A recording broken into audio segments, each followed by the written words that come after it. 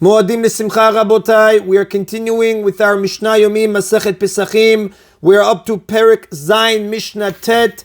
Today's Mishnayot should be Le'ilun Nishmat Neria ben Svedlana Aranbai ben Eliyahu ben Burcha Israelov Menuchatam Began Eden. Amen. The Mishnah discusses when to burn a Pesach offering that became impure or otherwise disqualified. The Mishnah begins, HaPesach she'atza o shenitma, a Pesach offering that was taken out of Yerushalayim and thereby became disqualified. We know the Pesach may be eaten only in Yerushalayim. If the meat or any part of the animal is taken out of Yerushalayim, it is disqualified and must be burned, as the Rambam writes in Erchot Korban Pesach, chapter 4, Lacha 3, or a Pesach offering that became impure after it was slaughtered on Erev Pesach, is saref miyad. It should be burnt immediately on Erev Pesach. The commentaries do point out, however, if it was taken out of Yerushalayim or became impure at night, it may not be burned until the 16th of Nisan, because disqualified offerings may not be burned on Yom Tov. The Mishnah continues, however, nitmua ba'alim o shemetu,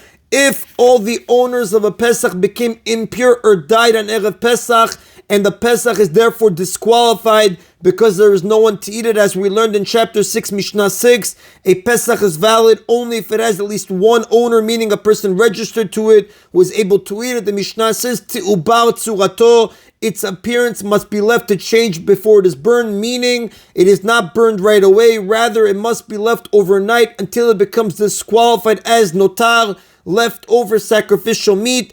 A Pesach may be eaten only until midnight of the first night of Pesach, after which the meat becomes disqualified as notar. Since the appearance of meat changes when it is left overnight, the requirement to leave it overnight is referred to as Ti'ubar Tzurato. Its appearance is changed, must be changed. Now, this is because a disqualified offering may be burned only when there is a disqualification in the actual offering. Although a Pesach that has no one to eat it is disqualified, it was disqualified because of something outside the actual offering, in this case its owners.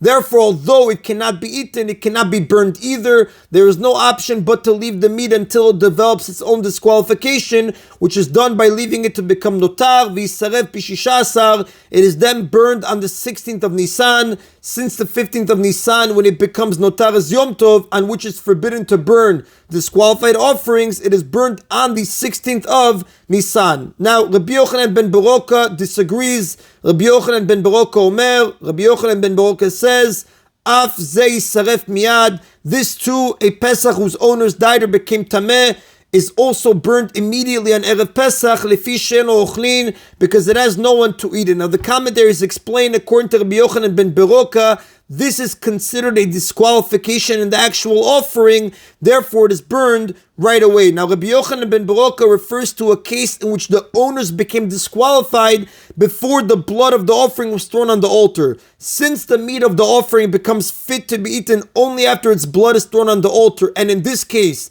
the meat had no owners by that time, there was never a time when this meat was fit to be eaten. So Rabbi Yochanan ben Beroka considers this to be a disqualification in the actual meat. However, if the owners were fit to eat the meat when its blood was thrown on the altar and they died or became impure only later, Rabbi Yochanan ben Beroka agrees that this is not a disqualification in the actual offering and it must become notar before it can be burned.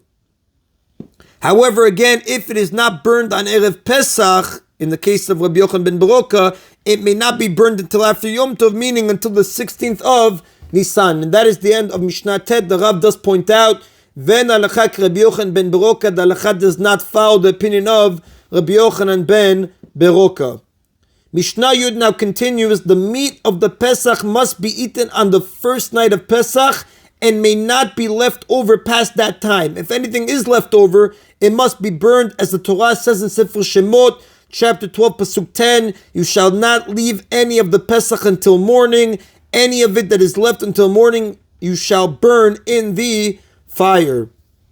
However, parts of the animal that cannot be eaten, either because they are not edible or because it is forbidden to eat them, do not have to be burned and may be simply thrown away. This Mishnah states which leftovers are burned and when they are burned. Ha'atzamot va'gidin, the bones of the Pesach that contain edible marrow, Now, although the bones are not edible, the marrow inside them is edible, since it is forbidden to break a bone in the Pesach, as we will learn B'ezrat Hashem Bli Neder in the next Mishnah. The marrow cannot be taken out and eaten. It therefore becomes uneaten leftovers, notar, and must be burned. Even after they become leftovers, the bones still may not be broken. Therefore, the marrow cannot be removed to be burned, and the bones themselves must be burned. Vagidin, and the sinews that are customarily not eaten. Now, in the Mishnah, sinews are the parts of the animal that are long and string-like, such as the nerves, the ligaments, and tendons. The sinews that are edible must in fact be eaten and are burned only if they are left uneaten. Those that are not edible may be thrown away. The Mishnah, which implies that the sinews are always burned, refers to the fat on the Gid HaNasheh, the sciatic nerve. Now, the Gid HaNasheh is forbidden to be eaten, as the Torah says in Sefer Bereshit, chapter 32, pasuk 33, and therefore can be simply thrown away. The fat on the Gid HaNasheh, though, is permitted biblically. However, it is customarily not eaten and is therefore always left over. Since it is permitted biblically, it must be burned as uneaten leftovers.